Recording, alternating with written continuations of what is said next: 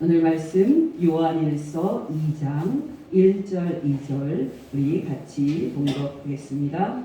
나의 자녀들아, 내가 이것을 너희에게 쓰면 너희로 죄를 범하지 않게 하려 하니라. 만일 누가 죄를 범하여도 아버지 앞에서 우리에게 배운 자가 있으니 곧 의로우신 예수 그리스도시라. 그는 우리 죄를 위한 화목제물이니 우리만 위할 뿐 아니요 온 세상의 죄를 위하시니라. 아멘. 네, 여러분, 오늘 설교를 시작하면서 예수님을 믿는 우리의 신앙이 얼마나 복된 신앙인지 여러분께 잠시 상기시켜 드리고자 합니다. 예수님은 누구십니까? 네, 인간적인 차원에서 말한다면 예수님은 2000년 전에 지금의 이스라엘 땅 북부인 갈릴리 나사렛이란 작은 마을에서 부모님을 모시고 살았던 한 청년이었습니다. 여러분이 알다시피 예수님의 육신적인 아버지는 목수인 요셉이었고 예수님의 육신적인 어머니는 마리아였습니다. 또 예수님에게는 여러 동생들도 있었습니다. 그러나 여러분, 성경은 예수님께서 30세가 될 때까지 나사렛에서 어떻게 사셨는지 전혀 말하지 않고 침묵합니다. 성경이 예수님에 대해 집중적으로 말하는 것은 예수님이 30세 되셨을 때 그때부터 약 3년 동안 예수님의 마지막 3년 공적인 삶입니다. 여러분이 알다시피 예수님은 그 공생의 3년 끝에 가서 십자가에 못 박혀 죽임을 당합니다. 이것이 우리가 간단하게 예수님에 대해서 말할 수 있는 기본적인 이야기입니다. 그러나 여러분, 우리는 이것으로 예수님에 대해 다 말했다고 할 수 없습니다. 왜 그렇습니까? 우리가 지지난주에 살펴본 것처럼 예수님은 사람이 되신 아들 신이셨기 때문입니다. 저는 삼위일체 하나님을 생각할 때마다 전율을 느낍니다. 태초에 아버지 신과 함께 계셨을 때 하늘과 땅을 만드셨던 아들 신께서 바로 예수님이었다는 그 사실에 큰 전율을 느낍니다.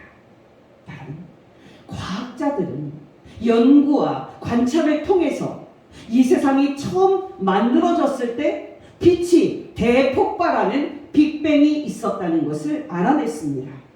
그러나 여러분, 과학은 빅뱅 이전, 그 이전에 대해서는 어떤 일이 있었는지 모른다고 말합니다.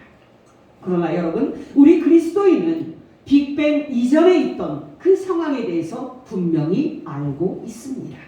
바로 태초에 아버지 신과 함께 아들 신이 계셨습니다. 그리고 아들 신께서 하늘과 땅과 만물과 사람을 만드셨습니다.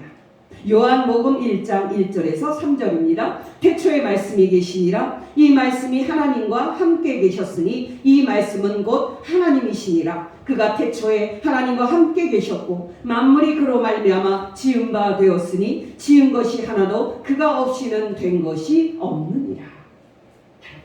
놀랍지 않습니까? 태초에 하늘과 땅을 창조하신 아들 신이 바로 예수님이셨습니다. 예수님께서 태초에 이 세상과 우리 사람들을 만드신 아들 신이셨기 때문에 성령님에 의해서 처녀 마리아에게 임신이 되는 유일무이한 방식으로 임신이 되셨고 이 땅에 오신 것입니다. 여러분, 앞에서 말씀을 드렸듯이 예수님은 약 33세 되셨을 때에 십자가에 못 박혀서 죽임을 당하셨습니다. 그러나 여러분, 죽으신 지 3일 만에 하나님께서는 예수님을 다시 살리셨습니다. 왜요? 예수님이 죄 없는 아들 신이셨기 때문입니다. 그 다음에 하나님은 예수님을 하늘에 올리시고 하나님 우편에 앉게 하셨고 하늘과 땅을 다스리는 왕으로 세우셨습니다. 왜요? 예수님이 그 영광을 받을 만한 자격이 있는 아들 신이셨기 때문입니다. 끝에 예수님께서 이 땅에 다시 오실 때 하나님께서는 예수님의 발 앞에 마귀와 모든 원수를 모두 무릎 꿇게 하시고 완전히 복종하게 하실 것입니다. 왜요? 예수님은 그 영광을 받을 만한 자격이 있는 아들 신이시기 때문입니다. 저는 지금까지 간단하게나마 예수님이 사람이 되신 아들 신이심을 다시 상기시켜 드렸습니다. 여러분, 전통적으로 개신교에서는 예수님이 우리 죄인 대신 십자가에 못 박혀 죽으신 예수님이 죽으신 그 사건을 강조합니다. 그러나 여러분, 러시아 정교회를 비롯해서 그리스 정교회에서는 예수님이 죽으신 지 3일 만에 다시 살아나신 예수님이 부활하신 사건을 강조를 합니다. 그러나 여러분, 오늘 본문은 하나님 우편에 이제 계신, 이제 십자가에서 죽으신 지 3일 만에 다시 사신 예수님이 하늘로 올라가셔서 지금 하나님 우편에 계신 것을 강조해서 말하고 있습니다. 여러분 중에는 아니 목사님, 요한일서 오늘 본문을 보면 목사님이 그렇게 해석하시는 부분이 보이지 않는 것 같은데 어떻게 그렇게 해석하십니까? 라고 반문하시는 분도 있을 겁니다. 여러분, 이 질문은 사실 좋은 질문입니다. 여러분, 우리가 요한일서 2장 1절을 이해하는데 도움을 주는 두 개의 말씀이 있는데요. 바로 로마서 8장 34절과 히브리서 7장 24절 25절입니다. 이 두 절을 보면 예수님께서 지금 하늘에서 하나님 우편에 계시면서 우리를 위해서 무슨 일을 하고 계시는지를 알 수 있습니다. 먼저 로마서 8장 34절입니다. 누가 정죄하리요? 죽으실 뿐 아니라 다시 살아나신 이는 그리스도 예수시니 그는 하나님 우편에 계신 자요 우리를 위하여 간구하시는 자시니라. 또 히브리서 7장 24절 25절입니다. 예수는 영원히 계심으로 그 제사장 직분도 갈리지 아니하느니라. 그러므로 자기를 힘입어 하나님께 나아가는 자들을 온전히 구원하실 수 있으니 이는 그가 항상 살아계셔서 그들을 위하여 간구하시니라. 이해되셨습니까? 예수님은 지금 하늘에서 하나님 우편에 계십니다. 십자가에 못 박혀 죽으시고 3일 만에 다시 살아나셨던 예수님은 그 후에 하늘로 올라가셨고 지금 하나님이 계시는 하늘의 지성소 안에 들어가 계십니다. 정말 놀라운 말씀이 아닐 수가 없습니다. 그렇다면 여러분, 지금 하늘의 지성소 안에 계시면서 하나님 우편에 앉아 계신 예수님께서 거기에서 우리를 위해서 무슨 일을 하고 계십니까? 앞에 두 성경 말씀을 보면 예수님은 지금 하늘에서 우리를 위해 간구하고 계십니다. 다시 로마서 8장 34절입니다. 누가 정죄하리요? 죽으실 뿐 아니라 다시 살아나시는 이는 그리스도 예수시니 그는 하나님 우편에 계신 자요 우리를 위하여 간구하시는 자시니라. 또 히브리서 7장 24절 25절입니다. 예수는 영원히 계심으로 그 제사장 직분도 갈리지 아니하느니라. 그러므로 자기를 힘입어 하나님께 나아가는 자들을 온전히 구원하실 수 있으니 이는 그가 항상 살아서 그들을 위하여 간구하시니라. 예수님이 지금 하늘에서 우리를 위해서 간구하고 계신다 하는 이 말이 무슨 뜻입니까? 쉽게 말씀을 드리면 이 말은 예수님이 지금 하늘에서 우리를 위해서 변호하는 변호사의 일을 하고 계신다는 말입니다. 여러분, 변호사가 하는 일 아시죠? 죄인을 건져내기 위해서 죄인 대신 판사 앞에 나가서 죄인을 변호하는 일을 하는 사람이 바로 변호사입니다. 바로 예수님이 지금 하늘에서 하나님 아버지 앞에서 우리를 위해서 그 일을 하고 계시는 것입니다. 여러분, 오늘 본문 요한일서 2장 1절 말씀을 보면 우리에게 대언자가 있습니다 라는 말이 나옵니다. 요한일서 2장 1절 하반절입니다. 만일 누가 죄를 범하여도 아버지 앞에서 우리에게 대언자가 있으니 곧 의로우신 예수 그리스도시라. 여러분, 여기 대언자라는 말이 바로 변호사라는 말입니다. 그러니까 여러분, 로마서 8장 34절이나 히브리서 7장 25절에서 예수님이 지금 하늘에서 하나님 아버지 앞에서 우리를 위하여 간구하고 계신다고 말하고 있는데요. 그때 간구하는 것은 우리의 변호사이신 예수님이 재판장 되신 하나님께 우리를 위해서 변호하고 계시는 것을 말하고 있는 겁니다. 예를 들어서 말씀을 드립니다. 여러분이 알다시피 하나님은 재판장이십니다. 사람들이 이 땅의 재판에서 무죄를 받으면 다 끝난 줄 아는데요? 아닙니다. 하나님이 하시는 재판이 남아 있습니다. 그러므로 여러분, 이 땅에서 비싼 변호사를 사서 수단과 방법을 안 가리고 무죄 판결을 받아낸다고 해서 끝난 것이 아닙니다. 이 땅에서는 돈과 권력의 힘으로 죄가 있어도 무죄 판결을 받아냈지만 하나님의 재판에서는 그 죄를 피하지 못할 것입니다. 그러므로 여러분, 우리가 이 땅에서 살 때 하나님의 심판대 앞에 서게 될 때를 생각하면서 진실하게 살아야 하는 겁니다. 그렇다면 여러분, 우리가 죄를 지었을 때 우리를 죄인이라고 기소하는 검사는 누굽니까? 바로 사탄입니다. 요한계시록 12장 10절입니다. 내가 또 들으니 하늘에 큰 음성이 있어 이르되 이제 우리 하나님의 구원과 능력과 나라와 또 그의 그리스도의 권세가 나타났으니 우리 형제들을 참소하던 자 곧 우리 하나님 앞에서 밤낮 참소하던 자가 쫓겨났고.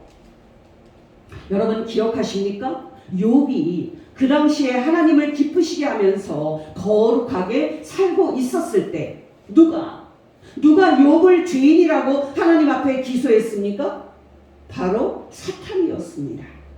여러분, 사탄은 하나님께 욥이 아무 이유 없이 하나님을 섬기는 게 아니라며 욥에게 어려운 일이 생기면 욥이 하나님을 버릴 거라고 기소를 했습니다.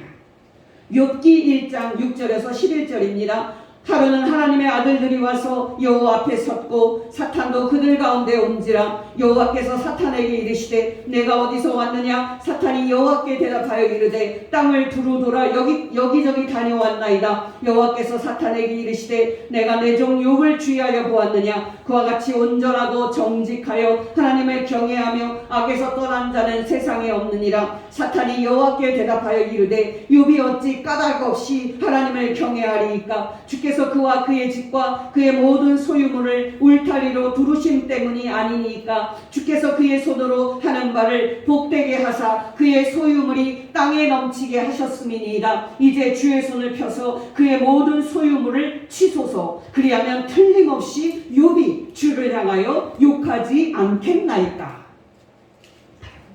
정말 놀라운 말씀입니다. 그렇다면 여러분, 우리가 죄를 지었을 때 이 사람은 죄인이 아니라고 우리를 변호해 주시고 우리를 대언해 주시는 변호사는 누굽니까? 바로 예수님입니다. 여러분, 다시 말씀을 드리건대 여기서 중요한 것은 무엇입니까? 바로 우리에게 대언자, 곧 변호사가 있다는 사실입니다. 그분이 누굽니까? 바로 우리가 믿는 예수님입니다. 여러분, 기억하시기 바랍니다. 우리가 구원을 받으려면 누군가 우리를 대신해서 하나님이 계시는 하나님의 집인 하늘의 지성소에 들어가서 하나님과 우리의 중간에서 우리를 변호해 주시는 변호사의 역할을 해주어야 합니다. 우리가 죄를 지었을 때 구원을 받으려면 지금 하늘에서 하나님 앞에 계시면서 하나님, 이 사람은 죄인이 아닙니다 라고 우리를 변호해 주실 수 있는 분이 있어야 합니다. 여러분, 중요한 것은 무엇입니까? 저와 여러분에게 지금 하늘에서 그렇게 해주시는 분이 있다는 사실입니다. 여러분, 그분이 누구십니까? 바로 우리가 믿는 예수님입니다. 바로 이것이 오늘 말씀 2절의 의미입니다. 2절 하반절입니다. 만일 누가 죄를 범하여도 하나님 아버지 앞에서 우리에게 대언자가 있으니 곧 의로우신 예수 그리스도시라. 여러분, 정말 놀라운 말씀입니다. 여러분, 예수님을 믿는 이 신앙이 얼마나 복된 신앙인지 알고 계십니까? 여러분은 날마다 생활을 할 때 지금 하늘에서 하나님 아버지 앞에서 여러분을 변호해주고 계시는 예수님의 그 사역을 생각하면서 기뻐하고 있습니까? 여러분, 기억하시기 바랍니다. 이 세상에서 예수님을 믿는 것보다 더 복된 것은 없습니다. 저는 앞에서 누군가 우리를 대신해서 하나님이 계시는 하나님의 집인 하늘의 지성소에 들어가서 하나님 앞에서 우리를 변호해 주셔야 우리가 죄 용서함을 받는 구원을 얻을 수 있다고 말씀을 드렸습니다. 여러분 중에는 제 말을 듣고 예수님이 아닌 그러면 다른 사람이 하늘에 들어가서 그 변호사의 역할을 할 수 있지 않냐고 반문하실 수도 있을 것입니다. 사실 이 질문은 필요한 질문이고요, 중요한 질문입니다. 단도직입적으로 말씀을 드리면 여러분, 예수님만이 하늘에 하나님께서 계시는 하나님의 집에 들어갈 자격이 있으셨고, 그렇기 때문에 부활하신 후에 예수님이 하늘에 올라가실 수가 있으셨던 겁니다. 여러분, 성경을 보면 이 지상에 하나님께서 하나님의 집을 지으신 후에 그 집에 강림하셔서 사셨던 적이 3번 있었습니다. 바로 그 첫 번째 경우는 창세기 1장에서 3장까지의 말씀 속에서 볼 수 있는 에덴 동산입니다. 여러분, 간단하게 말씀을 드리면 에덴 동산은 하나님이 친히 만드셨고 하나님이 친히 거하셨던 하나님의 집이었습니다. 바로 그 집에 첫사람 아담이 지음받은 후에 들어가서 그 집에서 하나님과 함께 살았습니다. 우리가 알듯이 얼마 시간이 지나지 않아 하와와 아담이 뱀인 사탄의 그 유혹을 받아서 선악과를 따먹고 결국에는 그 죄로 에덴 동산에서 쫓겨납니다. 그리고 에덴 동산으로 들어가는 입구에 하나님은 칼을 든 천군 천사들을 배치를 해서 아담과 하와가 에덴 동산으로 들어오는 것을 막으셨습니다. 창세기 3장 22절에서 24절입니다. 여호와 하나님이 이르시되 보라, 이 사람이 선악을 아는 일에 우리 중 하나같이 되었으니 그가 그의 손을 들어 생명나무 열매도 따먹고 영생할까 하노라 하시고, 여호와 하나님이 에덴 동산에서 그를 내보내며 그의 근원이 된 땅을 갈게 하시니라. 이같이 하나님이 그 사람을 쫓아내시고 에덴 동산 동쪽에 그릇들과 두루 도는 불칼을 두어 생명나무의 길을 지키게 하시니라. 어떤 사람이 에덴 동산의 그 동쪽에 있는 문을 통과해서 하나님의 집인 에덴 동산으로 들어가려고 시도를 한다 하고 생각을 좀 해보십시오. 그게 가능하겠습니까? 불가능합니다. 왜요? 에덴 동산에 들어가는 문을 지키고 있는 천군 천사의 칼에 그 사람은 죽임을 당할 것이 뻔하기 때문입니다. 왜 그렇습니까?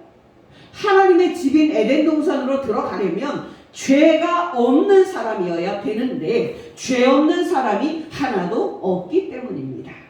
다시 말씀을 드리면 죄인이 에덴 동산으로 들어가는 그 문에 접근을 하면 그 사람은 그 문을 지키는 천군 천사의 칼에 찔려 죽을 수밖에 없는 겁니다. 그래서 아무나, 아니 여러분, 모든 사람이 에덴 동산으로 들어갈 수가 없는 것입니다. 하나님이 지상에 강림하셔서 이 지상에 거하신 두 번째의 경우는 이스라엘 백성이 출애굽을 한 후에 시내산 광야에 있을 때 하나님이 이동식 장막에 강림하신 경우였습니다. 이스라엘 백성들에 의해서 성막이 완성이 되고 하나님은 하늘에서 그 성막으로 강림하셔서 그 집에 거하셨습니다. 출애굽기 40장 33절 중반절에서 35절까지입니다. 모세가 이같이 성막을 만드는 역사를 마치니 구름이 회막에 덮이고 여호와의 영광이 성막에 충만하매 모세가 회막에 들어갈 수 없었으니 이는 구름이 회막 위에 덮이고 여호와의 영광이 성막에 충만함이었으며. 마지막으로 세 번째, 하나님이 지상에 강림을 하셔서 당신의 집에 거하신 경우가 솔로몬 왕이 하나님께서 거하실 하나님의 집인 성전을 지었을 때였습니다. 열왕기상 7장 1절입니다. 솔로몬 왕이 여호와의 성전을 위하여 만드는 모든 일을 마친지라. 열왕기상 8장 6절에서 11절입니다. 제사장들이 여호와의 언약궤를 자기의 처소로 메어 드렸으니 곧 성막의 내소인 지성소 그룹들의 날개 아래라. 그룹들이 그 궤 처소 위에 날개를 펴서 궤와 그 채를 덮었는데. 조금 띄어서 10장 11절입니다. 제사장이 성소에서 나올 때에 구름이 여호와의 성전에 가득하매 제사장이 그 구름으로 말미암아 능히 서서 섬기지 못하였으니 이는 여호와의 영광이 여호와의 성전에 가득함이었더라. 여러분이 알다시피 하나님이 계시는 지상 성전의 지성소에 대제사장만이 1년에 대축제일에 한 번만 들어갈 수가 있었습니다. 그날도 그냥 들어가면 죽으니까 정결 예식을 하고 어린 양의 피를 가지고서야 하나님이 계신 그 지성소에 들어갈 수가 있었습니다. 문제는 여러분, 우리가 구원을 받으려면 1년에 한 번만 지성소에 들어가는 연약한 대제사장 말고 지성소에 계신 하나님 앞에서 영원히 계시면서 우리를 영원히 변호해 주실 수 있는 영원한 대제사장이신 변호사가 우리에게 있어야 한다는 사실입니다. 기뻐하시기 바랍니다. 우리를 영원히 구원하기 위해서 하나님이 계시는 하늘과 지성소에 들어가신 분이 누구십니까? 바로 우리가 믿는 예수님입니다. 히브리서 9장 7절입니다. 하나님이 계시는 오직 둘째 장막은 대제사장이 홀로 1년에 한 번 들어가되 자기와 백성의 허물을 위하여 드리는 피 없이는 아니하나니. 조금 띄어서 11절에서 12절입니다. 예수 그리스도께서는 장래 좋은 일의 대제사장으로 오사 손으로 짓지 아니한 것 곧 이 창조에 속하지 아니한 더 크고 온전한 장막으로 말미암아 염소와 송아지의 피로 하지 아니하고 오직 자기의 피로 영원한 속죄를 이루사 단번에 성소에 들어가셨느니라. 또 24절입니다. 예수 그리스도께서는 참것의 그림자인 손으로 만든 성소에 들어가지 아니하시고 바로 그 하늘에 들어가사 이제 우리를 위하여 하나님 앞에 나타나시고. 마지막으로 히브리서 4장 14절입니다. 그러므로 우리에게 큰 대제사장이 계시니 승천하시니 곧 하나님의 아들 예수시라. 우리가 믿는 도리를 굳게 잡을지어다. 요한일서 2장 1절이 바라는 것이 바로 이 교리입니다. 만일 누가 죄를 범하여도 아버지 앞에서 우리에게 대언자가 있으니 곧 의로우신 예수 그리스도시라. 놀랍지 않습니까? 여러분 기억하시기 바랍니다. 하나님이 우리를 구원하시는 방식은 소위 그 패키지 여행처럼 한 번에 묶어서 구원하시는 그런 방식이 아닙니다. 여러분 구원파 이단에서는요, 우리가 예수님을 믿었을 때 과거, 현재, 미래의 모든 죄를 다 용서받은 것으로 이제 말을 합니다. 그러나 여러분 이 말을 이렇게 들어보면 듣기에는 은혜가 되지만은 사실이 아닙니다. 쉽게 말씀을 드리면 예수님을 믿을 때 우리는 지난날의 모든 죄를 다 용서받았습니다. 문제는 여러분, 예수님을 믿고 난 후에 우리가 짓게 되는 죄입니다. 여러분 우리는 이 죄를요 어떻게 용서받을 수 있을까요? 바로 우리의 회개를 통해서 이제 용서를 받을 수가 있습니다. 이것이 요한일서 1장 9절이 말하는 사실입니다. 만일 우리가 우리 죄를 자백하면 하나님은 미쁘시고 의로우사 우리 죄를 사하시며 우리를 모든 불의에서 깨끗하게 하실 것이요. 또 여러분, 이 회개에 더해서 지금 하늘에서 하나님 아버지 앞에서 죄 지은 우리를 위해 변호해 주시는 예수 그리스도의 사역을 통해서입니다. 바로 이것이 요한일서 2장 1절이 말하는 사실입니다. 만일 누가 죄를 범하여도 아버지 앞에서 우리에게 대언자가 있으니 곧 의로우신 예수 그리스도시라. 놀랍지 않습니까? 여러분, 우리가 완전히 구원을 받으려면 세상 끝에 예수 그리스도께서 반드시 이 지상에 다시 오셔야만 합니다. 왜요? 그날이 되어서야 비로소 우리의 이 죽을 몸이 부활하신 예수 그리스도의 죽지 않는 몸을 입게 되고, 그때서야 우리도 천국에 들어가서 죽지 않고 영생할 수 있기 때문입니다. 여러분, 중요한 것은 무엇입니까? 우리가 죄를 지을 때마다 우리의 변호사이신 예수님께서 하늘에서 하나님 아버지 앞에서 우리를 변호해 주신다는 사실입니다. 우리가 죄를 지을 때마다 하나님 아버지, 이 사람은 죄인이 아닙니다. 내가 이 사람의 죄를 지고 십자가의 죽음으로 이 사람의 죄값을 다 갚았나이다.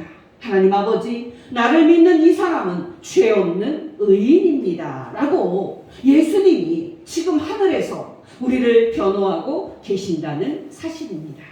여러분, 든든하지 않으십니까? 여러분께 권면드립니다. 여러분이 죄를 지을 때마다 예수님이 지금 하늘에서 하나님 아버지 앞에서 여러분을 변호해주고 계시다는 사실을 기억하시고 항상 기뻐하고 평강을 누리는 복된 성도 되시기를 예수 이름으로 축원합니다. 또한 여러분이 죄를 지을 때마다 예수님이 지금 하늘에서 하나님 아버지 앞에서 여러분을 변호해주고 계시다는 사실을 기억하시고 범사에 감사하면서 진심으로 하나님 아버지와 예수 그리스도를 사랑하는 복된 성도 되시기를 예수 이름으로 축원합니다. 기도하시겠습니다. 하나님 아버지, 오늘 말씀을 통해서 우리가 죄를 지을 때마다 예수님께서 하늘에서 항상 하나님 아버지 앞에서 우리를 변호하고 계심을 가르쳐 주시니 진심으로 감사를 드립니다. 하나님 아버지, 우리가 죄를 지을 때마다 이 진리를 기억하게 하여 주셔서 죄를 지을 때 두려워하지 않게 하시고 우리의 변호사 예수 그리스도께서 계심을 알고 참 평안을 누리게 하옵소서. 예수님의 이름으로 기도합니다. 아멘.